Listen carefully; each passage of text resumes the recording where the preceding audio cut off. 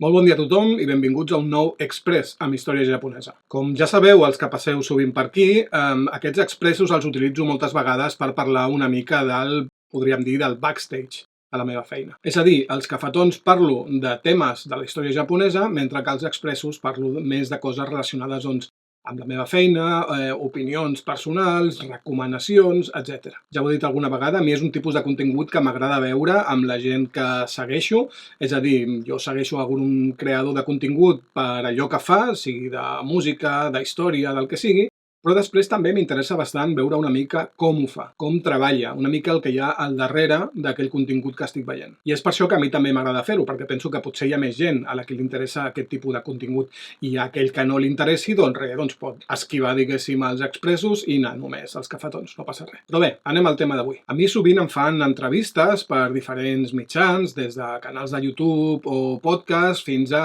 mitjans més tradicionals, podríem dir, com la ràdio o la premsa. En el darrer mes, en el mes de maig, per exemple, n'he fet 5 d'aquest tipus d'entrevistes i en faig tantes també en part perquè mai no dic que no. Encara que sigui, per exemple, el podcast d'algú que està molt començant i té molts pocs oients, doncs jo sempre dic que sí. M'agradaria més participar en un mitjà que tingui moltíssima repercussió? Doncs sí, lògicament, però crec que també s'ha de fer un cop de mà quan t'ho demanen. Si algú s'interessa per la meva feina i vol que participi en el seu projecte, doncs crec que el mínim, si puc, és ajudar-lo. I d'aquestes 5 entrevistes que he fet en aquest mes de maig, hi ha hagut una que ha sigut bastant especial i per això avui us en volia parlar. Explicar-vos una mica com ha anat tot el tema. I parlo de la meva participació al podcast o videopodcast Gente Muerta que fa la Maya Pixelskaya. I el destaco perquè, a més de ser un projecte amb una repercussió considerable, crec que és un format molt original i sobretot perquè he vist un nivell de professionalitat amb el que no m'havia trobat fins ara. I crec, per tant, que mereix ser comentat. Pels que no el conegueu, doncs és un podcast que va tenir una primera temporada de 12 programes i consisteix bàsicament en portar cada dia a un historiador o historiadora o disciplines similars com l'arqueologia o la història de l'art que va a parlar d'un personatge històric que ha triat, suposa que és un personatge del que és especialista i això ho explica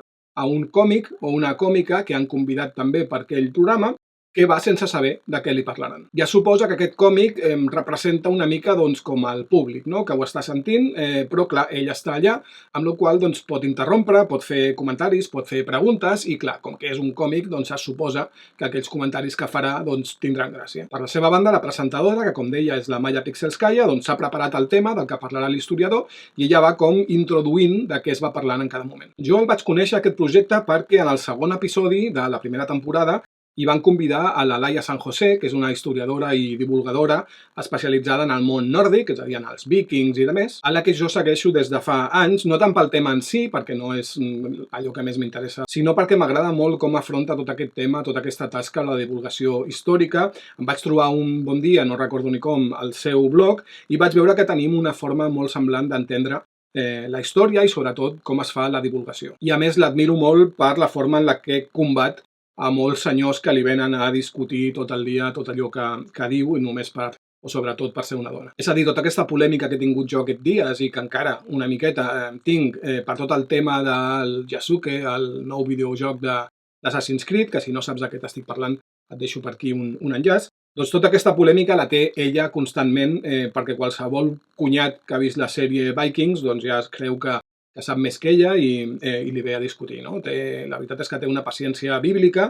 A mi no em passa tan sovint perquè, per una banda, no tinc tants seguidors, no tinc tanta exposició mediàtica, podríem dir, no sóc tan conegut com ella, però encara i així no és una relació proporcional. I no em passa tan sovint doncs, perquè sóc un home i a més no m'ho fan amb el mateix to ni amb els mateixos comentaris. I li passa a moltes més companyes, per desgràcia. Això no és exclusiu de la Laia. Total, que em desvio. Que com que la segueixo, doncs vaig veure que havia participat en aquest podcast de Gente Muerta i em va agradar molt el format, la veritat, i el vaig anar seguint i vaig veure que passava per allà molta altra gent que es dedica a la divulgació històrica o similars, com la Sara Ruballo, com el Barroquista, Javier Traité, i també per l'altra banda passaven per allà còmics com l'Anna Morgade o el Joaquín Reyes. I llavors vaig començar a seguir amb alguns d'ells a les xarxes socials i també a la presentadora, la Maya Pixelskaya, que no és només la presentadora d'aquest podcast, sinó que també és la guionista, és la redactora i és qui porta una mica tot el tema. Això és el seu projecte. Jo he de confessar que abans d'aquest tema a la Maya Pixelskaya jo no la coneixia.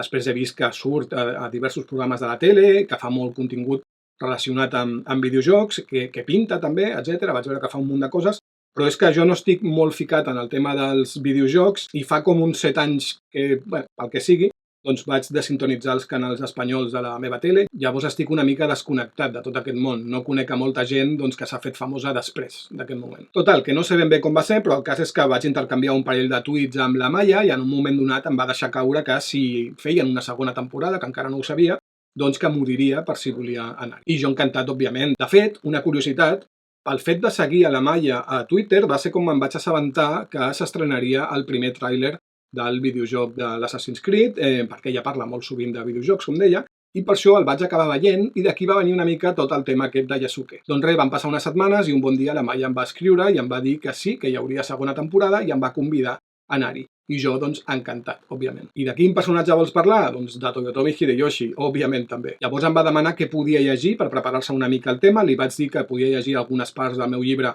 Toyotomi Hideyoshi i los europeos, se'l va comprar, es va llegir les parts que li vaig dir i es va preparar un guió flipant en 4 dies. Perquè mai, i repeteixo, mai, ningú que m'hagi entrevistat o amb qui hagi participat en algun tipus de projecte com aquest, s'havia preparat tant el meu tema, un nivell de professionalitat estratosfèric. Llavors, la gent que porta la producció del podcast em va contactar, vam acordar un dia que ens anés bé a tots, també al còmic, que hi participaria, em van comprar els bitllets de tren i cap a Madrid. I poso aquestes imatges que en realitat no tenen gaire interès, perquè no és més que el meu camí entre Cerdanyola i l'estació de Sants, després agafant un tren a Madrid, i després un taxi, doncs bé, perquè ja que les tinc, doncs les poso. He decidit que sempre que faci alguna cosa de feina així una mica fora de l'habitual, doncs bé, ho gravaré per si de cas n'acaba sortint un vídeo que estigui bé i això doncs era fora de l'habitual perquè feia 2 anys que no anava a Madrid, l'últim cop va ser per signar llibres a la Feria del Libro que fan allà al Retiro. Però al final, com que un cop allà gravant el programa doncs no podia estar jo també allà liat amb el mòbil gravant coses, doncs, i a més tampoc em venia de gust perquè m'ho estava passant molt bé amb el programa, doncs ja ni tan sols vaig gravar després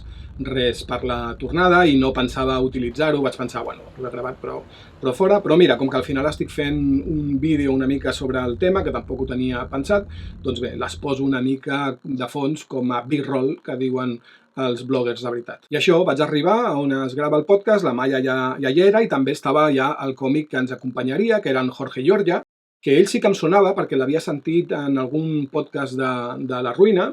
Després he vist també que és bastant popular en tot el món dels monòlegs i tal, però de nou jo no hi estic gaire ficat. Conec el Magí, conec el Miguel Noguera i poca cosa més. Però des del principi em va semblar un paio molt simpàtic i molt graciós, que al final suposo que és el millor que es pot dir d'un còmic, no? que és graciós, i la veritat és que crec que ho va fer molt bé. I la resta de gent que corria per allà, encarregant-se una mica de tot el tema tècnic o de producció, també tothom molt maco, de veritat. I res, vam estar parlant del meu amic Hideyoshi com una mica més d'una hora, jo m'ho vaig passar molt bé i crec que va quedar una cosa prou interessant i entretinguda. En Jorge Giorgia, com deia abans, va estar molt divertit, la Maia va anar conduint tot el tema d'una manera perfecta i jo, doncs bueno, doncs feliç de la vida perquè a mi una de les coses que més m'agrada és parlar de les meves coses. L'episodi és el primer de la segona temporada i tot just s'ha estrenat fa menys d'una setmana, el divendres 24 de maig, així que ja el teniu disponible. Pertany a una plataforma que es diu Podimo i és una plataforma de pagament, sí, però el que podeu fer és donar-vos d'alta i llavors teniu 45 dies gratis.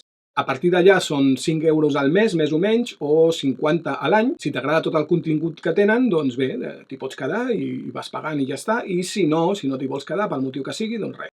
Et dones de baixa abans que passin aquests 45 dies i ja està. Jo, que quedi clar, no estic fent això com a part de promoció, és a dir, no m'estan pagant, no m'han pagat ni per participar en l'episodi, ni per fer ara aquest vídeo. De fet, ho confesso, jo també estic utilitzant aquests 45 dies de promo gratuïta i no crec que m'hi quedi perquè realment està molt bé el contingut que tenen, m'ho he estat mirant aquests dies, però jo gairebé no escolto podcast, així que a mi no em val la pena quedar-m'hi pagant. Jo escolto el Búnquer, que sóc molt fidel, i poqueta cosa més. Però vaja, que si m'estiguessin pagant, doncs jo ara diria lo típic, que sóc usuari de Podimo des de fa molt de temps i tal, però no, us dic la veritat. I la veritat és que aquest podcast, Gente Muerta, és boníssim, està molt bé, i com us deia, per qui sigui molt aficionat al tema podcast, doncs crec que val molt la pena la subscripció. Així que si sentiu o veieu aquest episodi amb el que vaig participar o qualsevol dels altres, doncs si voleu em podeu deixar la vostra opinió als comentaris. Jo aprofito per donar les gràcies a la Maya de Pixelskaya, per convidar-me i sobretot per preparar-se tant al tema, que ja sé també que és un tema que li interessa bastant perquè és molt aficionada a tot el tema japonès i fins i tot va estudiar l'idioma durant un temps. Gràcies també al Jorge Lloria perquè m'ho vaig passar molt bé amb ell i gràcies a tota la gent d'Agència de Genias que produeix el podcast perquè són totes molt maques. Ja està, això és tot el que us volia comentar avui, així que ho deixarem aquí. Ja tinc per fi gairebé llest el tercer vídeo del darrer viatge al Japó, que sé que ha trigat, però ja us dic que ja quasi el tinc, estarà disponible molt aviat i després aniran caient els altres del viatge del Japó més sovint. Aquest és que ja ho vaig dir, requeria més edició, més feina, i no he tingut gaire temps darrerament. Dels que em queden del Japó només hi ha un que és molt boig perquè és una cosa que va sorgir, que no estava preparada, espontània, llavors no hi ha ni guió ni res i tinc un munt d'imatges que hauré de mirar a veure com m'ordeno d'una manera que tingui una miqueta de sentit, llavors aquest potser em portarà una miqueta més de temps, però la resta aniran caient ràpidament. Pel que fa als expressos, doncs molt aviat m'haurien d'arribar 2 paquets amb 2 cosetes que us vull ensenyar.